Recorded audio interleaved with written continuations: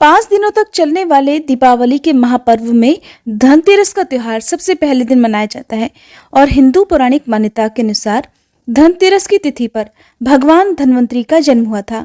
भगवान धन्वंतरी को आयुर्वेद और अच्छी सेहत के देवता के रूप में पूजा जाता है।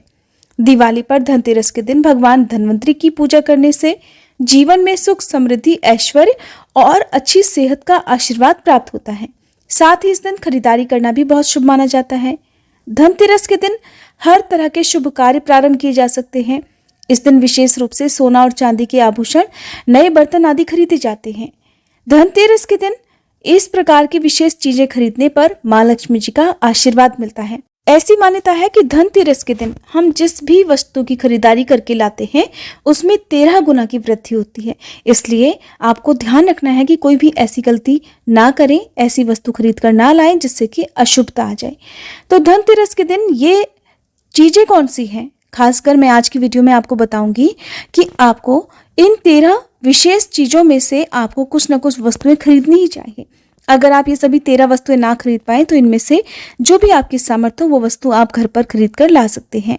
धनतेरस के दिन माँ लक्ष्मी जी, कुबेर देवता और धन्वंतरी भगवान की पूजा करने से घर हमेशा धन, धान्य, सुख, सुविधा और वैभव से भरा रहता है। धनतेरस के दिन जो लोग सोने चांदी से बने हुए आभूषण या सोना चांदी ना खरीद पाए उन्हें भी इस दिन कुछ चीजें अवश्य ही खरीदनी चाहिए। सबसे पहली वस्तु है नई झाड़ू। धनतेरस के दिन नई झाड़ू खरीदना बहुत शुभ माना जाता है। झाड़ू को माँ लक्ष्मी जी का प्रतीक माना जाता है और ऐसा माना जाता है कि नई झाड़ू से धनतेरस के दिन पहले पूजा करके फिर उसका प्रयोग करने से घर की सारी नकारात्मक ऊर्जा दूर हो जाती है और घर में सुख, समृद्धि का वास हो जाता है। अगर हो सके, सामर्थ हो तो धनतेरस के दिन एक झाड़ू का गुप्त दान करना चाहिए। इसे आप मंदिर में, किसी चौराहे पर या ऐसी जगह पर जहां से कोई भी जरूरतमंद व्यक्ति इस झाड़ू को उठा कर ले जाए वहां पर आपको रख देना चाहिए। दूसरी वस्तु है साबुत धनिया। धनतेरस के दिन आप कुछ लेकर आए या ना आए, साबुत धनिया तो हर कोई ला सकता है। साबुत धनिया लाकर दिवाली के दिन उसे पूजा करने के बाद अपने ही घर में क्यारी में या गमले में डालना चाहिए और ऐसा करने से कहा जाता है कि घर में आपके जो भी धन है, जो भी आय है, उसमें बरकत होने लगती है। अगर आए दिन अनावश्यक रूप से खर्चे होते हो तो उसमें भी रोक लग जाती है। इस दिन नमक भी खरीद कर लानी चाहिए। नमक अगर आप डली वाला लाते हैं तो और भी शुभ है, लेकिन आजकल डली वाला नमक मिलना हर जगह पॉसिबल नहीं होता है। तो आप जो भी नमक आपको मिल पाता हो वो नमक आप इस दिन घर पर लेकर आए। धनतेरस से लेकर दीपावली के अगले दिन गोवर्धन और भाई दूज तक आप इसी नमक का प्रयोग करें और इन 5 दिनों तक लगातार आपको नमक का पोछा भी घर में लगाना चाहिए। ऐसा करने से एक तो दरिद्रता दूर हो जाती है और घर से नकारात्मक ऊर्जा भी दूर हो जाती है। चौथी वस्तु जो आपको घर पर लानी चाहिए वो है गोमती चक्र। कहते हैं कि जिस घर में गोमती चक्र होता है वहां सुख, सौभाग्य और समृद्धि की वृद्धि होती है।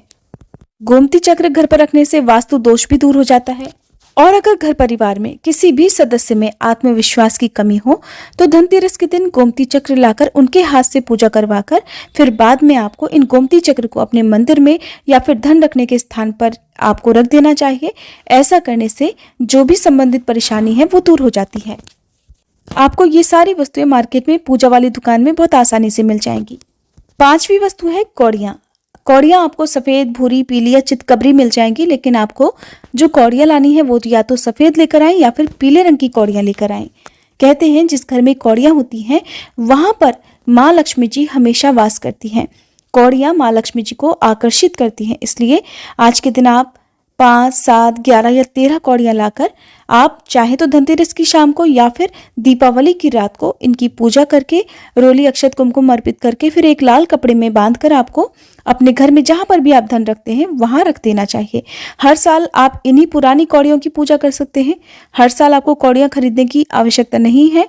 यदि आप नई कौड़ियां खरीदना ही चाहते हैं तो पुरानी कौड़ियों को आप जल में प्रवाहित कर दें। 6ठी वस्तु है श्रीयंत्र। श्रीयंत्र खरीदते समय देख लीजिएगा कि उस पर सभी चिन्ह, सभी जो भी निशान होते हैं वो अच्छे से अंकित होने चाहिए।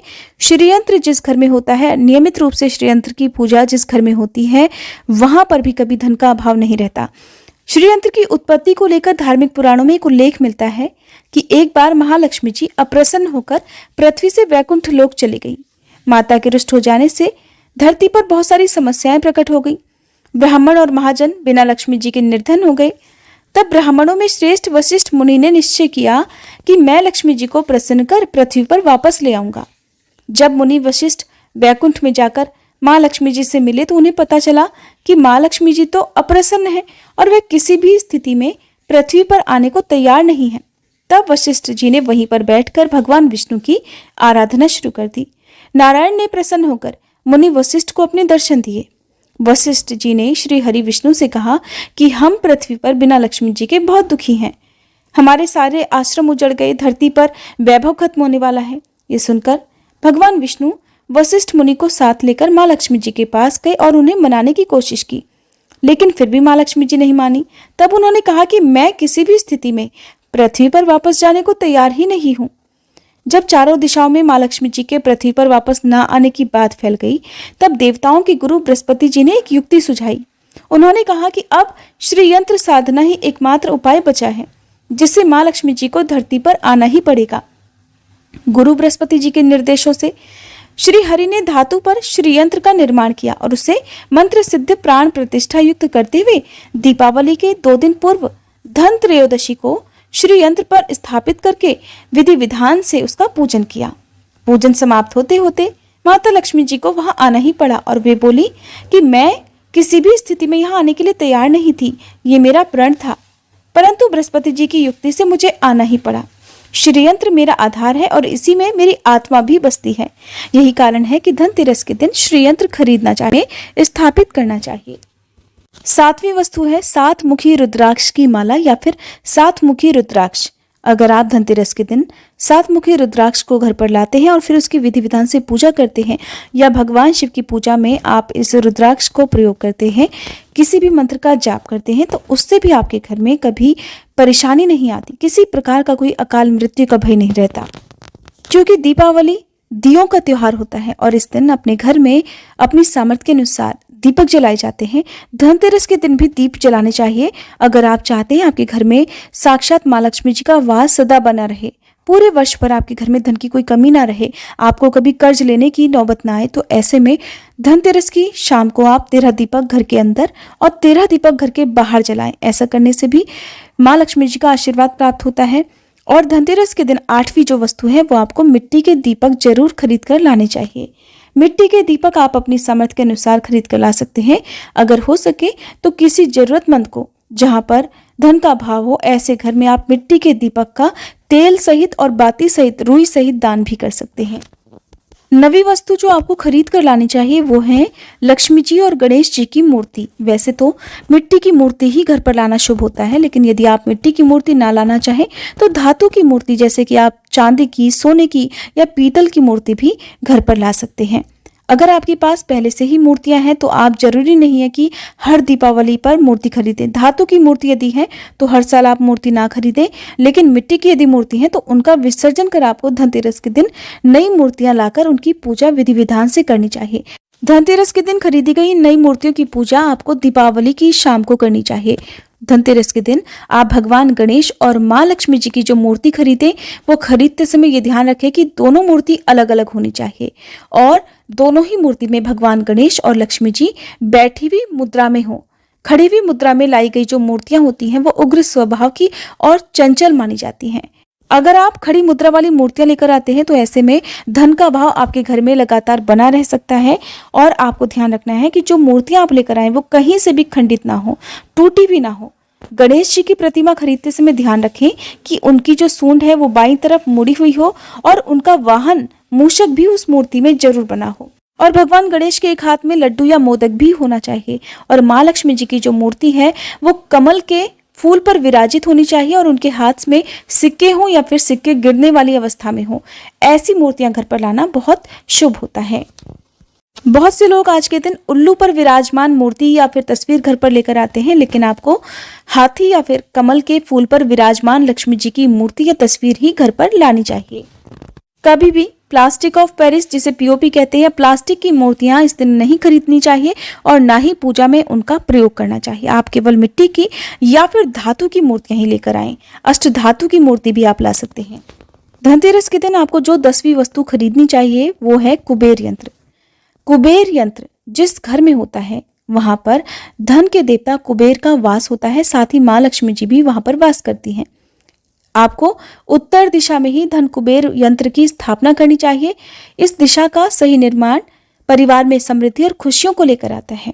साथ ही अगर आपके घर में किसी तरह का कोई वास्तु दोष है तो वो दोष भी दूर हो जाएगा और व्यापार में, आपके कारोबार में खूब बरकत भी होगी। कई बार लोग खूब मेहनत करने के बाद भी उतना धन नहीं कमा पाते जितनी आप मेहनत करते हैं, और मेहनत करने के बाद भी आपके धन की तिजोरी खाली ही रहती है। तो उसे पूरा साल भरा रखने के लिए आपको धनतेरस के दिन और दिवाली के दिन कुबेर यंत्र की विधि विधान से पूजा भी करनी चाहिए।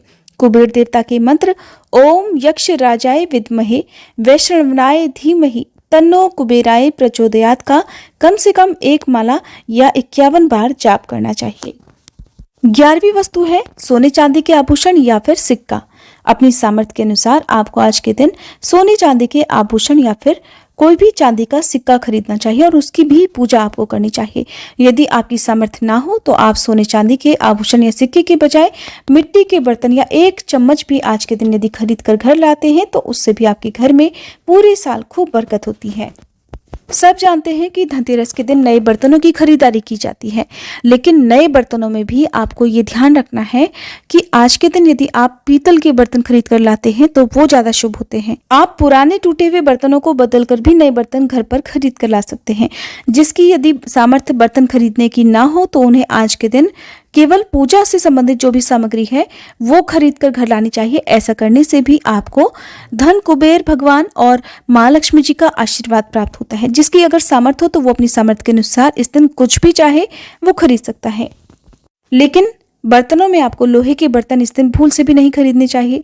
लोहे के बर्तन खरीदने से एक तो शनि दोष लगता है, शनि ग्रह से संबंधित परेशानियां आपके जीवन में, आपकी कुंडली में, घर परिवार में आ सकती हैं और राहु केतु ग्रह भी बलवान हो जाते हैं। 13वीं वस्तु है पूजा का सामान और धार्मिक पुस्तकें।